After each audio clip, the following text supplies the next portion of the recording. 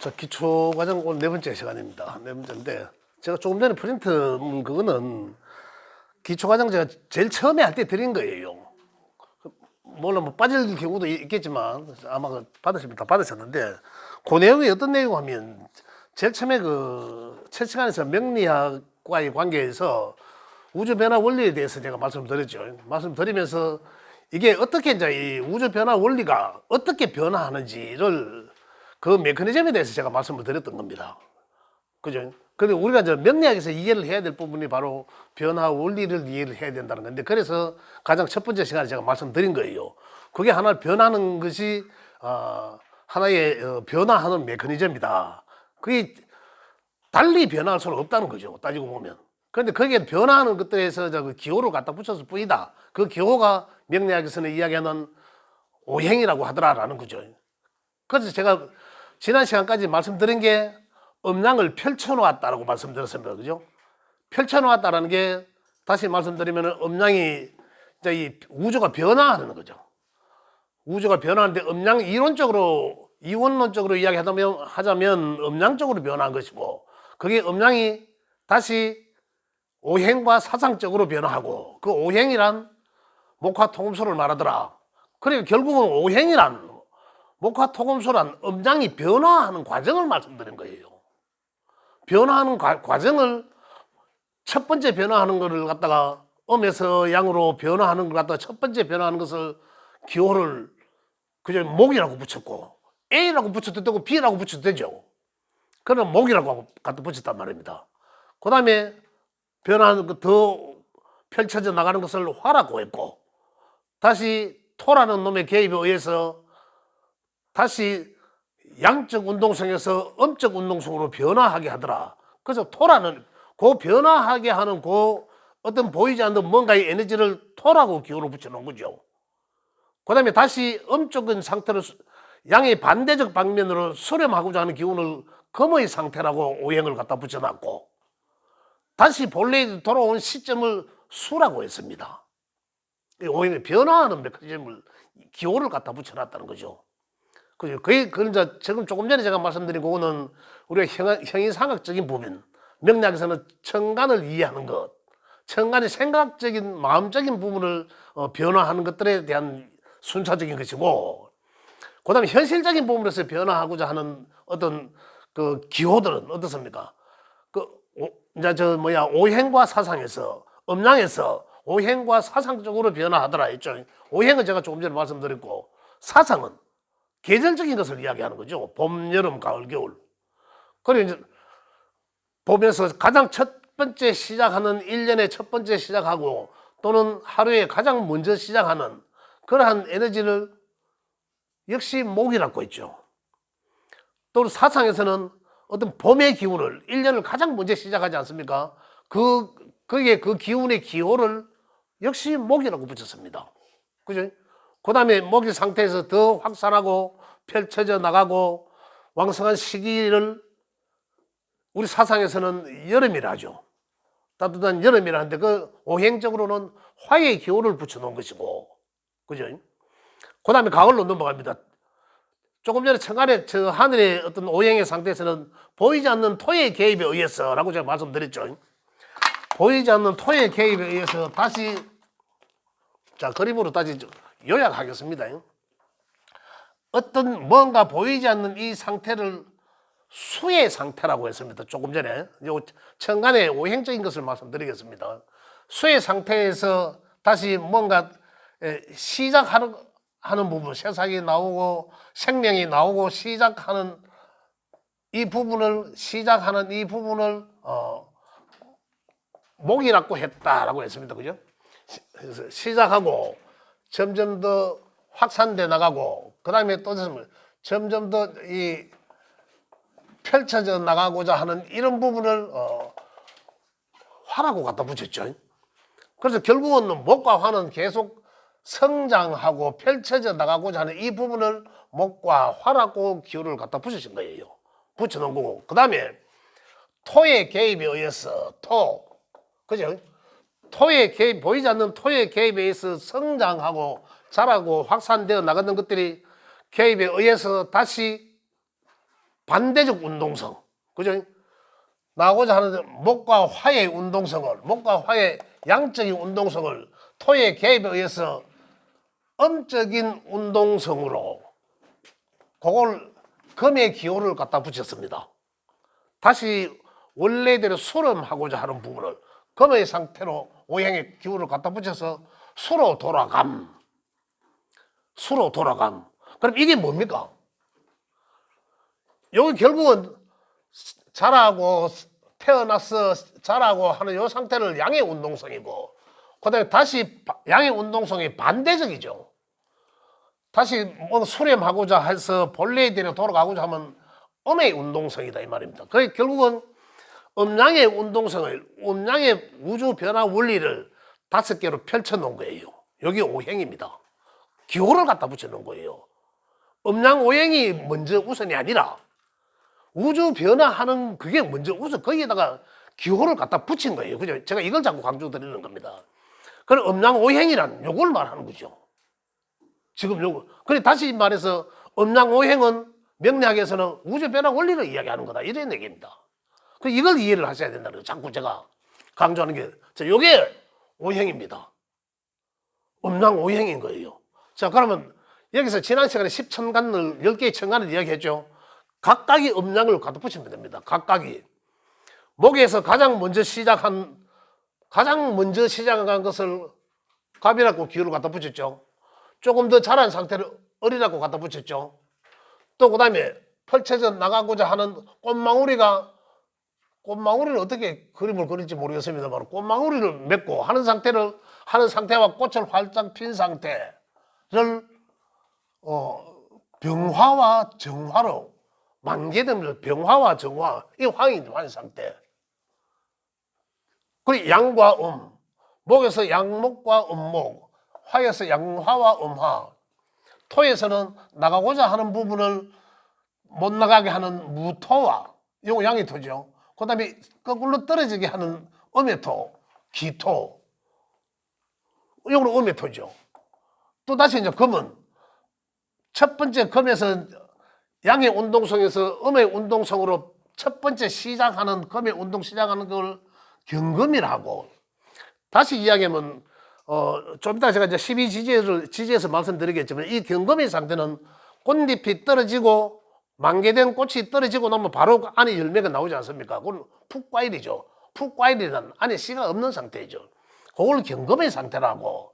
은금의 상태는 신금이라는 기호를 갖다 붙였습니다. 이게 음의 금이죠. 그래서 신금은 완숙한 완전한 열매, 그걸 이제 이야기하는 거죠.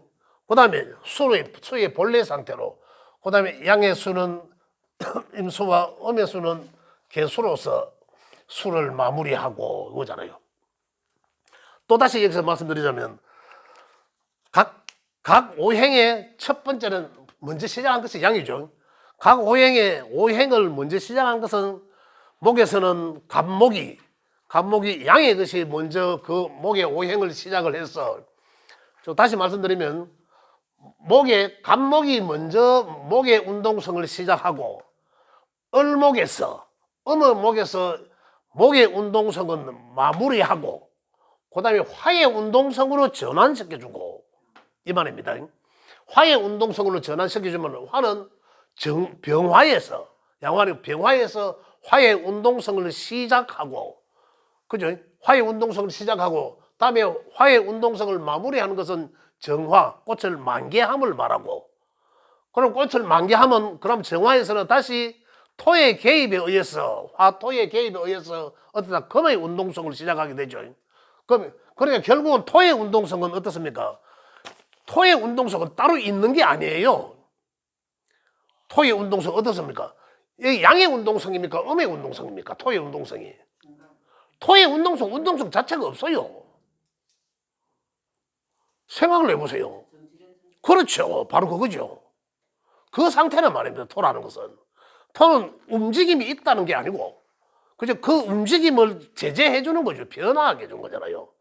양의 운동성을 뭔가를 하고자 하는 부분을 그만하게 하고 반대적 운동성으로 돌려주는 거죠. 리턴하게 해주는 거다. 그래서 토의 운동성은 어떠냐 하면 가만히 있는 거예요, 사실은. 토는. 그래서 토의 운동성은, 그래서 토의 그 성정에 대해서 이해를 하셔야 된다는 이런 얘기입니다.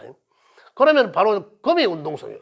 금의 운동성은 경금에서 금의 운동성을 시작을 한 거죠. 조그마한 풋과일부터. 그래서 완전한 열매로 이제 탄생되는 거죠. 그럼 여기서는 또 금의 운동성 끝이에요. 그러면 수의 운동성으로 임계, 인수에서 수의 운동성을 어떻습니까? 이제 저장하는 거죠. 저장하고 또 우량종은 그 다음에 수의 마무리해서 다시 간목으로 태어나야 되니까. 요게 이제 여기 상생의 관계이죠. 상생의 관계, 오행 상생 관계. 요렇게 이제 펼쳐져 나가더라. 그 결국은 음양에서 어떻게 펼쳤습니까? 음양에서 오행을 낳고, 명리학에서 그래 이야기합니다. 음양이 오행을 낳고, 오행과 사상을 낳고, 그 다음에 뭡니까? 10개의 천간의 기호를 또 부여한 거죠. 요게 변화한 걸 세분화시켜 놓은 겁니다. 자, 천간의 거는 오행적으로는 이렇게 변화하고, 그 다음에 현실적으로는 어떻습니까? 사상이라고 해요, 사상. 사상은 뭡니까? 사상은 봄, 여름, 가을, 겨울을 했죠. 사상은. 그래서 사상은 1년에 가장 목의 오행성이 시작하는 거다. 그럼 1년을 가장 먼저 시작하는 거는 봄이잖아요. 그 당연히 봄. 봄은 오행적으로는 목이라 하고 이거예요. 자, 저는 이 그림을 참 좋아합니다.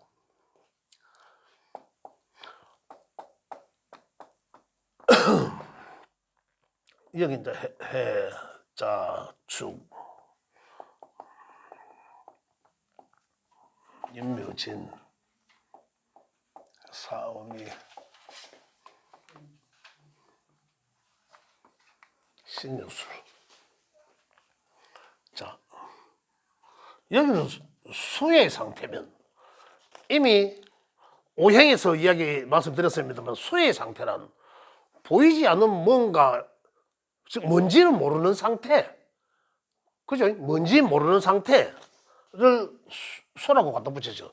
그리고 우리 현실적인 사상에서는 수의 상태는 겨울인 상태입니다. 그죠? 계절적으로는. 겨울인 상태죠. 방위로는 북방을 말합니다. 북. 그죠? 그래서 수라는 성정은 오행에서 어떤 에너지를 이야기할 때는 그 뭔가 모르는 상태. 그래서 우리가 거기서 뭔가 나와보니까 그게 씨앗이었더라는 거죠. 무슨 씨앗인지는 모르지만.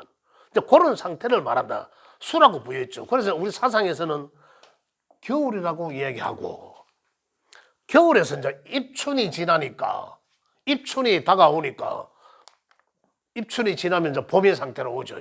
봄의 상태. 역시 목이라고 하더라. 봄. 그죠? 그 천간에서 갖다 붙이게 되면 봄은 어떻습니까? 2, 3, 4월 석 달을 봄이라 하죠. 양력으로. 2, 3, 4월을 봄.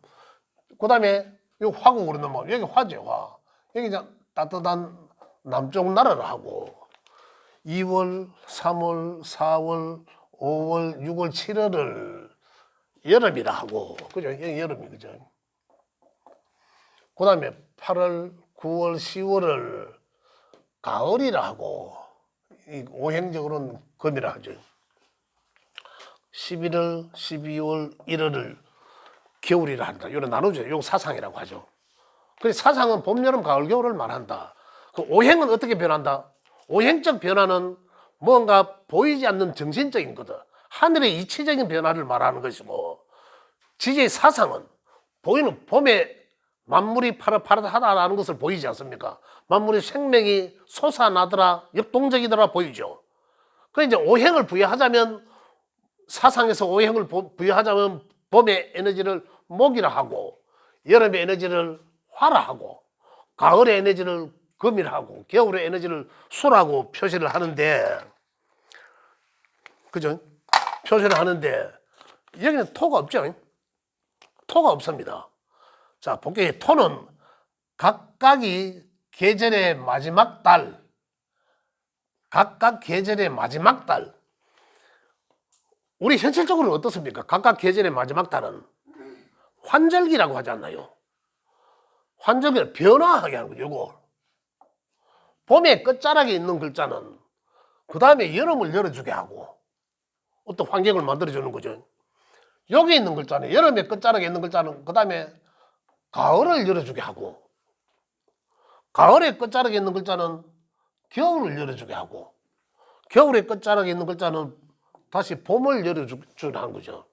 그래 얘들의 글자들이 4개가 진, 미, 술, 축이 토의 오행으로 들어가더라 얘기죠.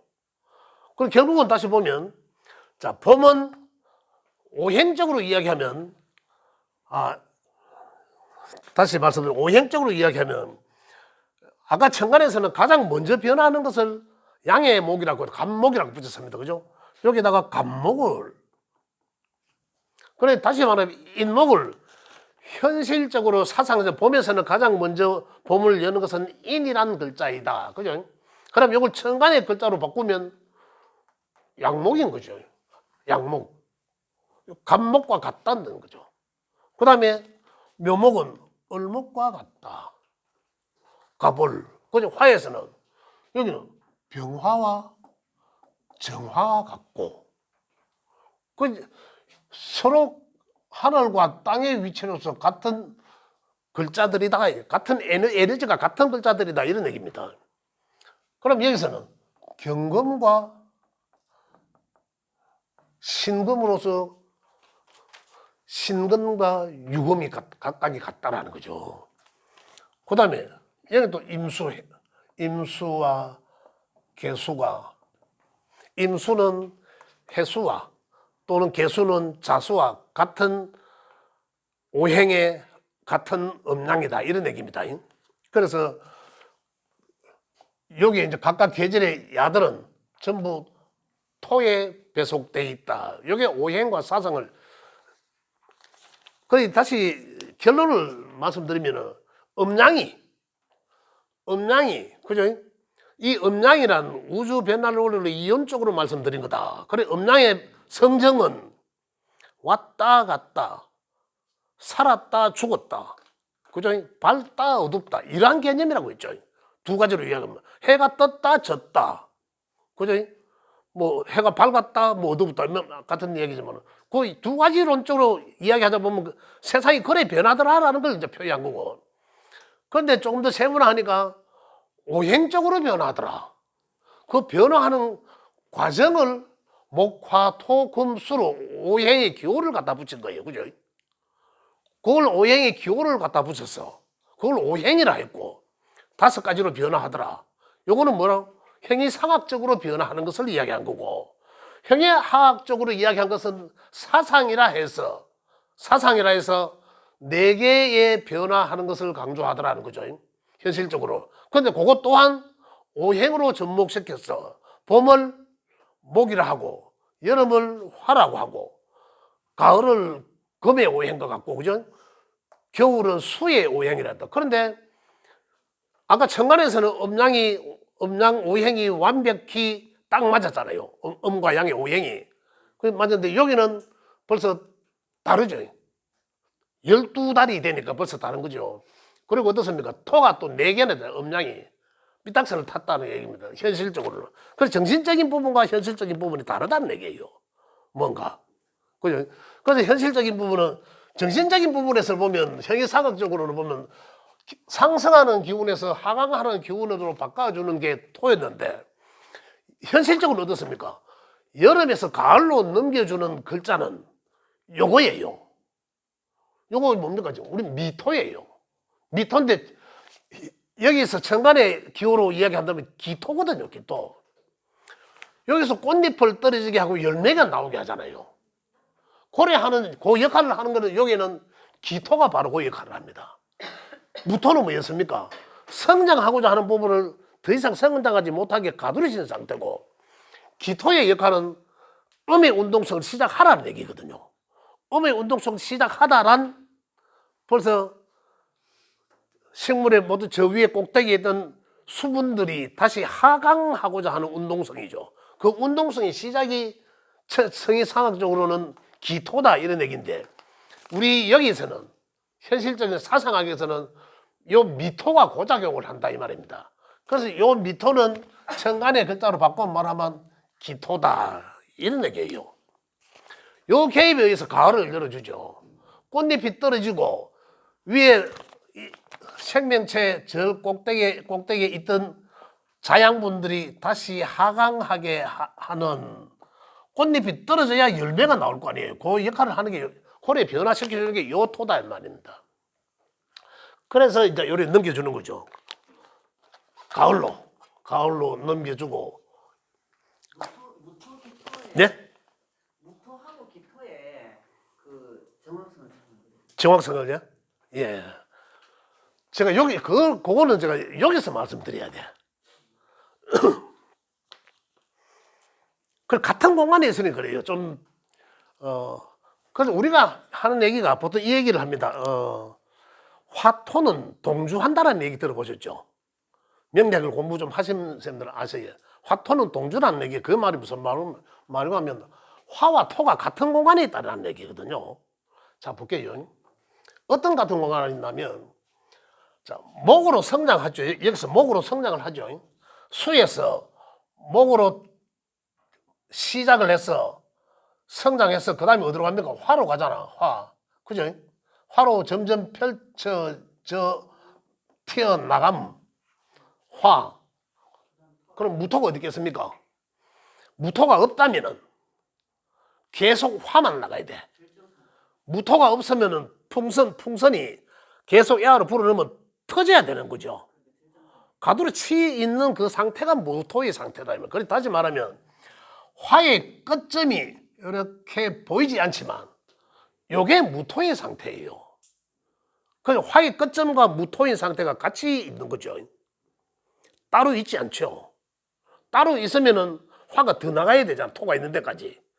토가 멀어져 있으면 또 나가야 되거든요. 그래서 같이 있다라는 거고, 요거 화에 밀어내는 운동성을 가두리 치는 걸 무토의 상태라고 하고, 또 기토는 똑같은 상태예요. 그렇죠. 우리가 분류만 하자는 거지, 분류만. 자, 이 상태에서 우리 꽃잎, 나무들을 보면 단풍 들기 직전이나, 그 다음에 꽃잎은 만개하고 펴딱 팍 요래 떨어지나요?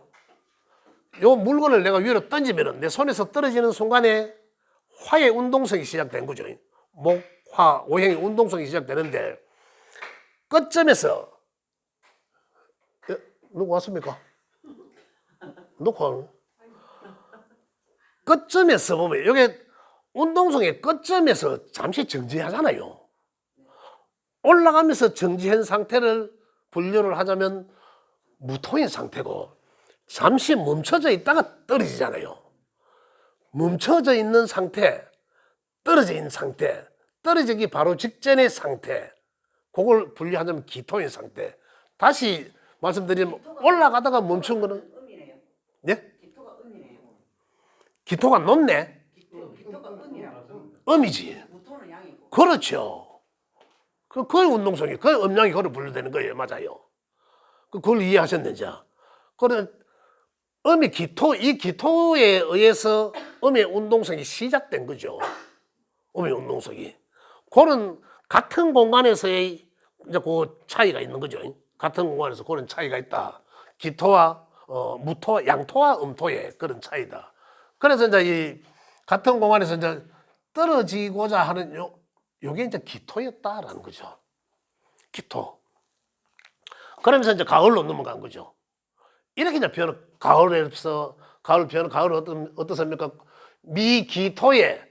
지지의 미토에 의해서, 개입에 의해서 이미 운동성이 이제 양의 운동성은 끝났고 하강하는 음의 운동성이 시작된 거죠.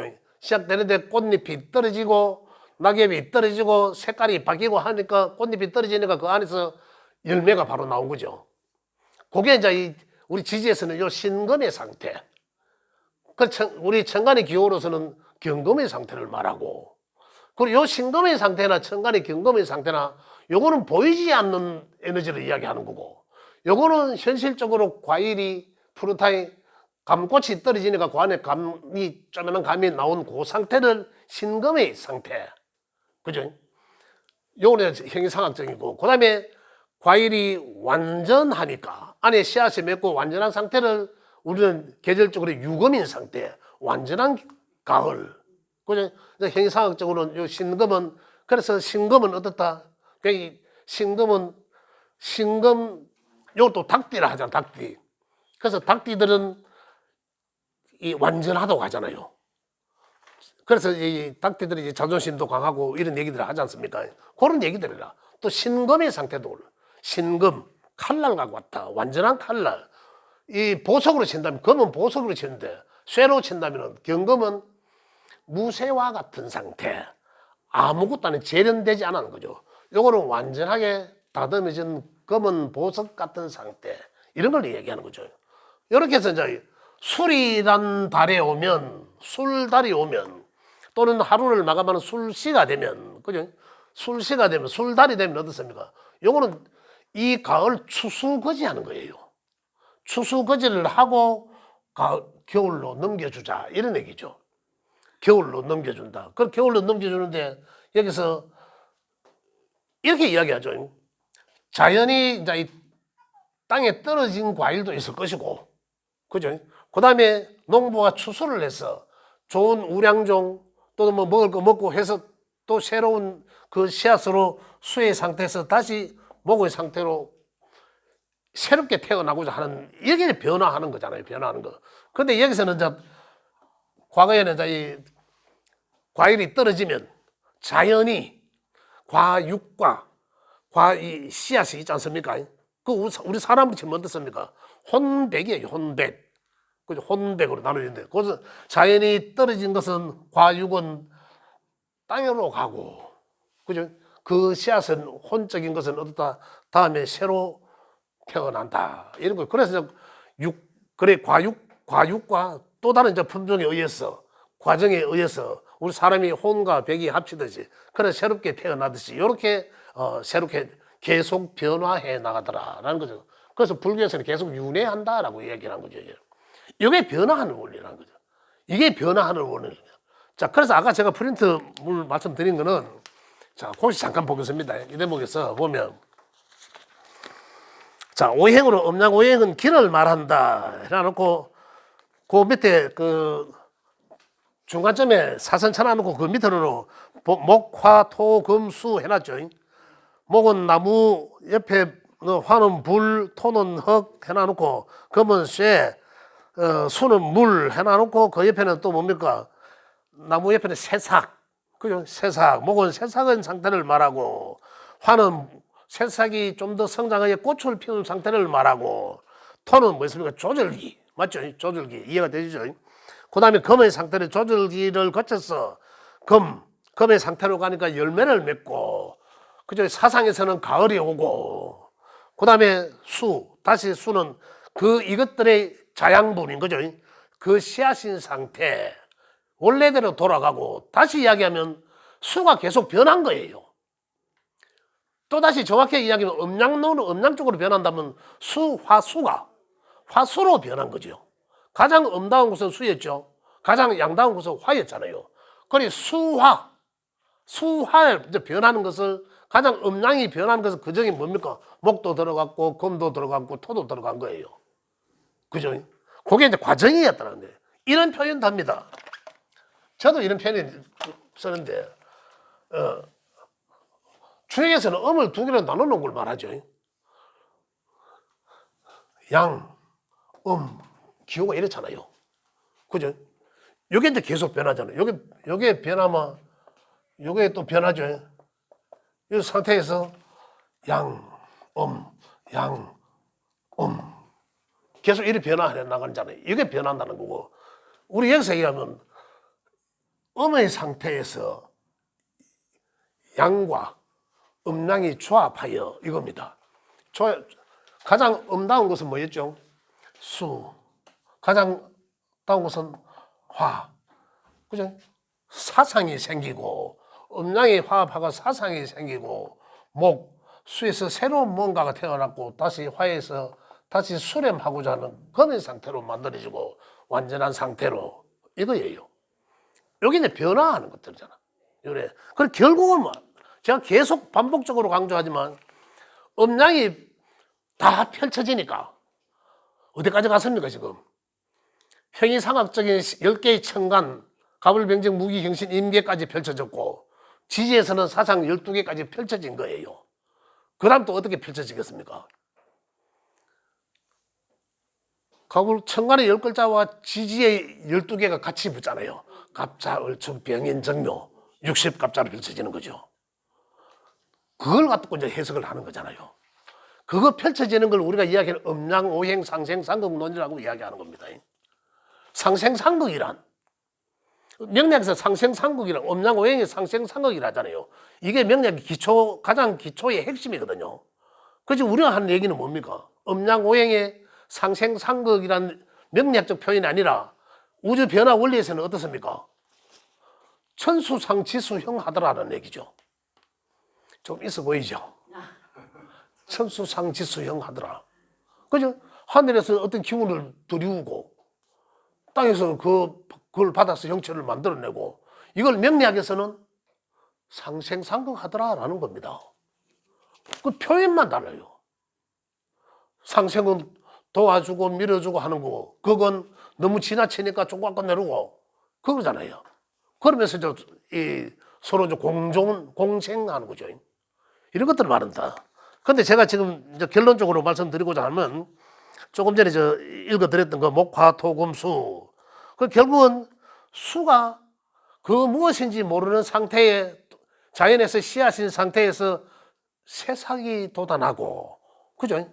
그게 목이라 했죠. 그렇게 새싹이 우리 사람으로 치니까 어떻다? 사람이 어린 아이가 태어났어. 그래 목욕 상태는 어린 아이 시절을 우리 오행상 목의 상태라고 이야기하고 그죠? 그 우리 어린 아이들을 보면 그렇습니다. 아, 저 참 목의 행시구나. 목의 성정이구나. 이렇게 이해하시면 돼요. 모든 만물이 시작하면서 움직이는 것들은 뭡니까?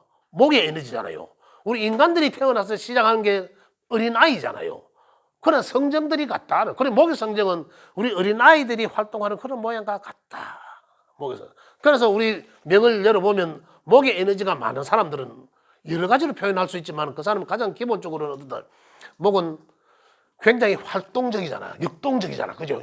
이 성장하면서 보면 그 딱딱한 씨앗을 그 딱딱한 언 땅을 축토해서 튀어나오게 그죠? 튀어나오면서 그 에너지가 굉장히 왕성하죠. 그 어린 아이들 에너지가 어떻습니까? 하루 종일 나도 보이소. 꼼지락꼼지락 파작파작 하면서 안 지칩니다. 잘 때는 푹 자겠지만. 그죠? 그렇게 그만큼 목의 성정이 그렇다라는 거예요. 그죠? 목의 성정이 많으신 분들은 그분의 성향은 어떠냐면 아이들과 같다. 호기심도 많고 순수하고 목의 성정들이 그렇다는 거죠. 그렇게 우리 빗대어서 풀어보는 거예요. 자연의 것들을 끌어와서 명리적으로 비교해보는 거죠. 그래서 목의 상태는 어린 시절을 이야기하고 화의 상태는 청년 시절을 말하고 청년 이 자꾸 연계해서 보면 돼요. 화의 상태가 만약에 화가 어둡다라면 어두운데 누가 밤 손님 말고는 잘 안 움직이잖아요. 정상적인 사람들은 어둡다라면 그래 밝은 공간에서는 많이 활동하는 공간이지 않습니까? 그래서 화란 많이 활동하는 공간. 그럼 우리 사람들은 많이 활동할 수 있는 그 공간 시대가 청년 시대다 이런 얘기입니다. 그래서 좀 더 자라면 변화의 환경의 기후를 맞이하고 그 다음에 장년 시절로 돌아간다. 우리도 생각해 보면 그래요. 우리가 쭉 나름대로 살아와 보면 어느 시점에서 변화하는 거 우리가 생각해 보면 내 인생에 뭔가 있었을까? 또 하루라도 보면 그렇지 않습니까? 하루라도 보면 1년을 보든 한 번쯤은 되돌아 생각해 보는 그런 어떤 것도 가질 때도 있잖아요. 그런 생각들 들 때도 있고. 그죠? 이제 그런 것들을 말한다. 그게 전부 다 토의 상태더라. 토가 내 인데 개입된 상태더라. 토기가 작용한 상태더라. 이런 얘기를 하시면 되겠습니다. 그 다음에 금의 상태, 장년 상태. 토가 완전하지 못하면 우리 명리학에서는 이해해야 될 게 뭐냐면 아까 질문도 그렇습니다. 토가 좀 애매하다라고 말씀하신 사실 그래요.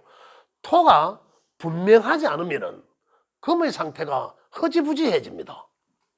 토의 역할은 확실한 금을 만들어주기 위한 토라야 되거든요. 토가 여기서 토란 제가 이 누차에 반복적으로 강조해서 말씀드립니다만 바깥에 태양이 아주 강하게 쬐는 상태에서 그러면 그런 아주 양이 강한 상태죠. 그럼 우리 밖에 실내에는 아주 시원해야 됩니다. 에어컨이고 뭐고 놔두고 그걸 차단하는 건 뭡니까? 이 차단한 우리 이 커튼이잖아요. 커튼이 아주 완벽하게 차단해주면은 저쪽과 이쪽의 상태가 완전히 검의 상태가 좋아지는 거죠. 이게 커튼이 다 떨어지고 흐늘흐늘하면은 그 빛이 그냥 그대로 다 잔류하지 않습니까? 그럼 완전한 검의 상태가 안 된다 이런 얘기예요. 완전한 검의 상태란 명리학에서는 완전한 온전한 나의 결과를 이야기하는 거죠. 그 토의 개입이 잘 돼 있지 않으면은 또는 화극검을 잘하든지 토의 개입이 토 역할이 잘 안 돼 있으면은 내 인생에서의 검이 완전하지 못하다는 얘기죠. 그러면은 그 결과는 또다시 옳지야 그만한 풍성하지 않다라는 얘기겠죠. 그렇게 이제 해석을 해나간다 이런 게. 그래서 그 옆에 또 한번 읽어보시면 자 목은 일의 출발 시작 이제 이런 기운을 말하고 또 화로 넘어오면 시작된 일을 확산하고 펼쳐져 나가고 그죠? 그다음에 토에서 흡수하고 변화하기도 하고 검은 운동성에서 수렴하고 결실을 마무리를 이런 걸 이야기하고 그래서 다시 수의 상태로 넘어가고 수의 상태는 또 휴식의 상태, 계획의 상태, 컴컴하고 조용하니까 그 상태에서 뭔가 휴식도 취하고 새로운 계획도 잡아서 새롭게 출발하는 거지. 시끄러운데 여기서 막 뭐 연구한다고 막 되겠습니까? 햇빛이 쫙 쬐는데 안 된다는 얘기죠. 그래 요 오행과 사상을 잘 생각해 보시면 제가 조금 전에 좀 더 말씀드리고자 하는 이 내용과 접목시켜서 한번 이해를 해보시면 기초 과정은 거의 뭐 완벽하게 잘 이해하실 수 있습니다. 예. 질문 있으세요? 예. 질문하셔도 됩니다. 기초 과정은 여기까지 일단은.